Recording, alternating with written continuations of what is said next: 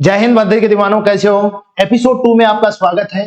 आज का बड़ा चैलेंज आपके सामने है। 20 क्वेश्चन फिर लेकर आया हूं। जैसे कल वाले 20 क्वेश्चन आप लोगों को मिले थे, बहुत से स्टूडेंट ने उससे पसंद किया, तो आप भी आज जो 20 क्वेश्चन है उसमें आपको और इंटरेस्ट आने वाला है। बहुत ही स्पेशल और वेरी मोस्ट क्वेश्चन है आपके एग्जाम के लिए। तो मेरे साथ आइए, 20 क्वेश्चन का जवाब दीजिए। आपका क्या स्कोर है पूरा बताइएगा क्लास के लास्ट में कमेंट करके।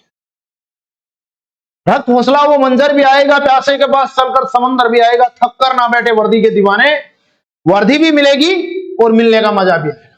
बहुत प्यारे प्यारे क्वेश्चन है आपकी स्क्रीन पे, बहुत मजा आने वाला है। देखिए, अब मैंने पूरी ताकत झोंक दी है। वर्दी अब दूर नहीं, अब आपको सपोर्ट और शेयर करने में कंजूसाई नहीं बरतना है। आप लोग जो व्हाट्सएप चलाते हो उनके ऊपर स्टेटस लगाओ, अपने दोस्तों के साथ शेयर करो, आपके पास व्हाट्सएप ग्रुप है उनमें शेयर करो। इतना सपोर्ट तो कर ही सकते हो। तो मैं फर्स्ट क्वेश्चन से लेकर 20 क्वेश्चन आपको कंप्लीट करवाऊंगा। आपको हर क्वेश्चन में 10 सेकंड का समय दूंगा। 10 सेकंड के बाद में आपको आंसर देना पड़ेगा, नहीं तो मैं ऑटोमेटिक आंसर दे दूंगा।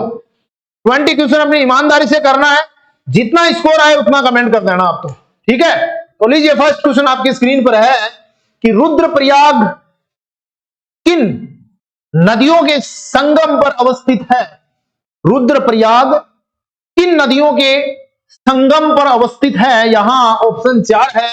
वर्दी के दीवानों, आपको इसका राइट जवाब देना है। पहला ऑप्शन है भागीरथी और अलकनंदा, मंदाकिनी और अलकनंदा, नंदाकिनी और अलकनंदा, धूलिगंगा और अलकनंदा।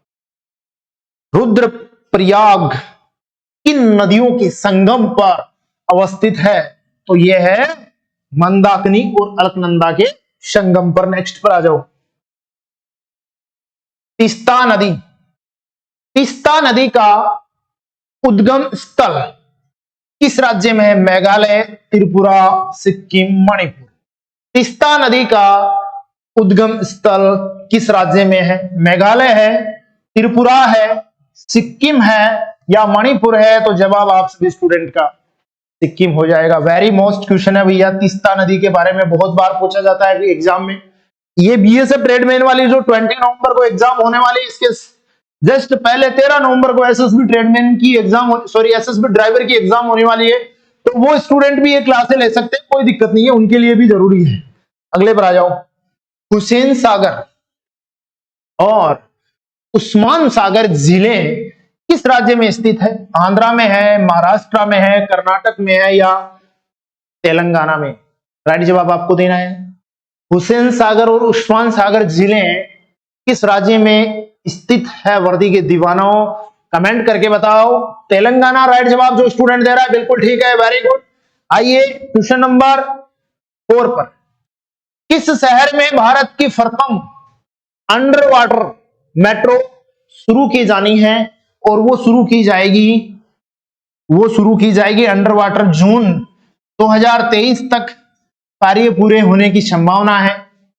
हुगली नदी के अंदर अंडर वाटर मेट्रो का निर्माण चालू है अभी। कलकत्ता, यहां जो वर्दी के लाडले सी जवाब ठोक रहे हैं, बिल्कुल ठीक है, वेरी गुड वेरी गुड। जवाब देते जाओ, शेयर करते जाओ। भारत में कौन सी नदी सबसे चौड़ी है। बिल्कुल सिंपल क्वेश्चन है। गंगा नदी है, ब्रह्मपुत्र है, जमुना है या सतलुज है। भारत की सबसे चौड़ी नदी आप लोगों को बताना। बिल्कुल सिंपल क्वेश्चन है मेरे लाडलो, फटाफट जवाब दे दो। भारत में जो ब्रह्मपुत्र नदी है ये सबसे चौड़ी नदी है। अरे ये चैलेंज नंबर क्लास 2 हो रहा है। यदि फर्स्ट आप लोगों ने नहीं किया है, यानी चैलेंज नंबर फर्स्ट कल वाली थी वो नहीं की, तो उसका लिंक डिस्क्रिप्शन में दे रहा हूं, वो भी कर लीजिएगा।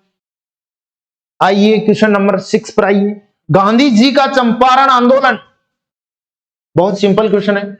गांधी जी का चंपारण आंदोलन किसके लिए था। हरिजनों के अधिकार के लिए, नागरिक आज्ञा भंग आंदोलन, हिंदू समाज की एकता बनाए रखने के लिए या नील कामदारों की समस्याओं को हल करने के लिए। गांधी जी का जो चंपारण आंदोलन था बिहार में, वो नील कामदारों की समस्याओं को हल करने के लिए था। जो मेरा लाडला डी जवाब दे रहा है, बिल्कुल ठीक है। अगले क्वेश्चन पर आ जाओ। क्वेश्चन नंबर 7 आपकी स्क्रीन पर। लॉर्ड चैम्सफोर्ड ने हंटर कमेटी की नियुक्ति किस घटना की जांच के लिए की थी? बहुत अच्छा क्वेश्चन है। लॉर्ड चेम्सफोर्ड ने हंटर कमेटी की नियुक्ति किस घटना की जांच के लिए की थी? पहला ऑप्शन आपकी स्क्रीन पर है, जलियांवाला बाग, मौलाहा विद्रोह, चोरी घटना। बताओ देखिए सभी स्टूडेंट, तो सबको पता है कि 13 अप्रैल 1919 में अमृतसर के अंदर जलियांवाला बाग नरसंहार हुआ था और उसकी जांच के लिए चेम्सफोर्ड ने हंटर कमेटी की स्थापना की थी। महात्मा गांधी द्वारा प्रसिद्ध दांडी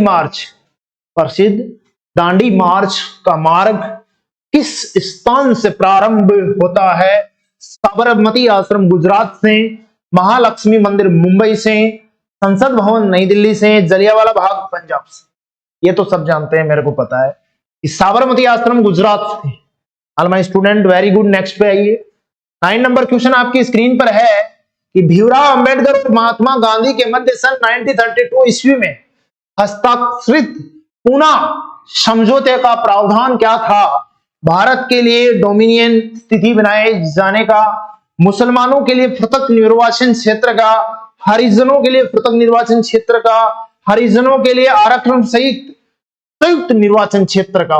जवाब आपको देना है, 4 ऑप्शन आपकी स्क्रीन पर है, जल्दी जल्दी जवाब दो देखिए सभी स्टूडेंट।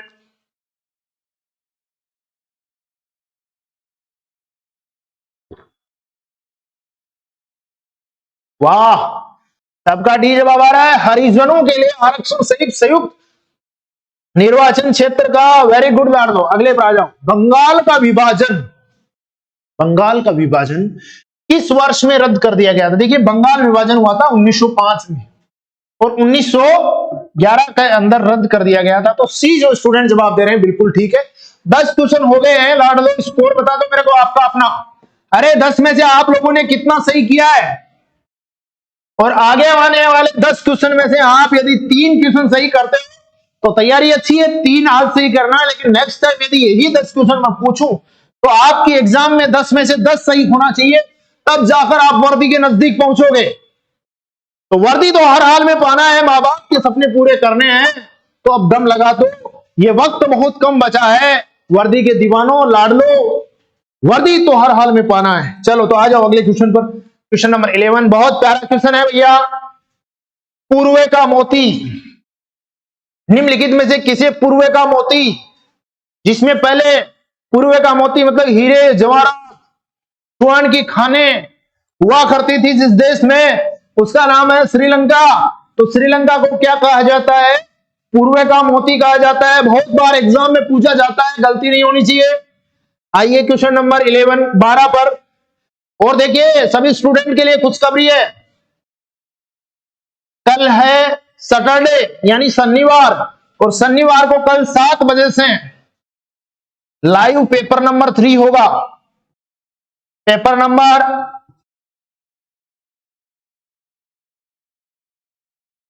3 कल होगा भाई 7 बजे, ध्यान रखना सभी स्टूडेंट। तो निम्नलिखित में से कौन सा देश चारागाहों का स्वर्ग कहलाता है? यूएसए कहलाता है, ऑस्ट्रेलिया कहलाता है, न्यूजीलैंड है या नीदरलैंड है? निम्नलिखित में से कौन सा देश चारागाहों का स्वर्ग कहलाता है? तो सभी वर्दी के दीवाने जवाब ठोको देंगे। न्यूजीलैंड। Very good. चलिए आइए क्वेश्चन नंबर 13 पर आइए। अगला क्वेश्चन है कि किस देश को सफेद हाथियों की भूमि कहा जाता है? Laos, Thailand, Kenya, Myanmar. ये थोड़ा मिसप्रिंट हो गया, कोई बात नहीं। सफेद हाथियों की भूमि सभी को पता है, थाईलैंड। अगले पर आ जाओ, बहुत प्यारे प्यारे क्वेश्चन है। हॉर्न ऑफ अफ्रीका में शामिल किए जाने वाले देश।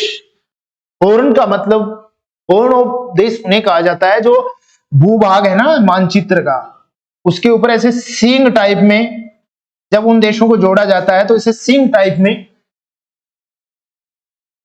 वो बनाते हैं भूभाग, इसलिए उन्हें हॉर्न ऑफ अफ्रीका में शामिल किया गया है। वो है सोमालिया और जिबूती, है ना। ठीक है, अगले पर आ जाओ। निम्नलिखित देशों में से किसे मगरिब मगरिब का अर्थ होता है पश्चिम, पश्चिम, सूर्य अस्त का देश, पश्चिम देश। कौन से हैं? मगरिब के देश के नाम से किन्हें जाना जाता है? तो वो आप लोगों को कमेंट में बताना है। Ethiopia, Somalia, Djibouti, Morocco, Algeria, Tunisia, Ghana, Nigeria, Niger, Rwanda, Burundi, Uganda. बताओ देखिए सभी स्टूडेंट, तो इसका राइट जवाब हो जाएगा मोरक्को, अल्जीरिया, ट्यूनीशिया।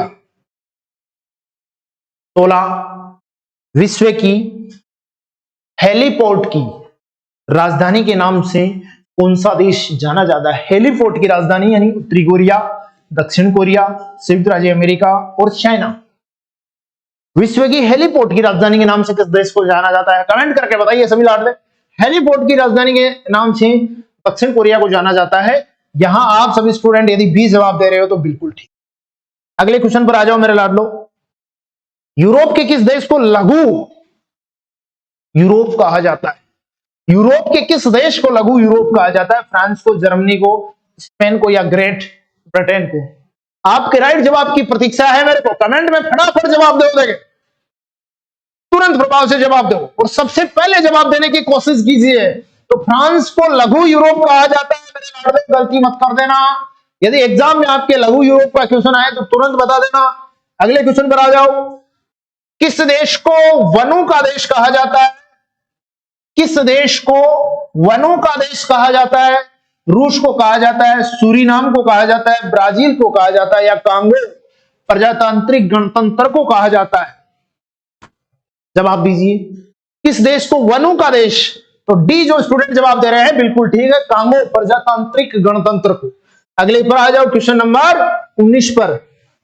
देखो बेनेलेक्स एक ग्रुप है जिसमें इनमें से 3 देश शामिल है और एक देश शामिल नहीं है, उसका नाम आपको बताना है। सिंपल है।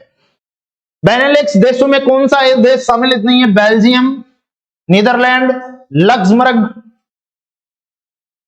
लग्जमबर्ग या बुल्गारिया? तो देखो ये बुल्गारिया है, ये शामिल नहीं है।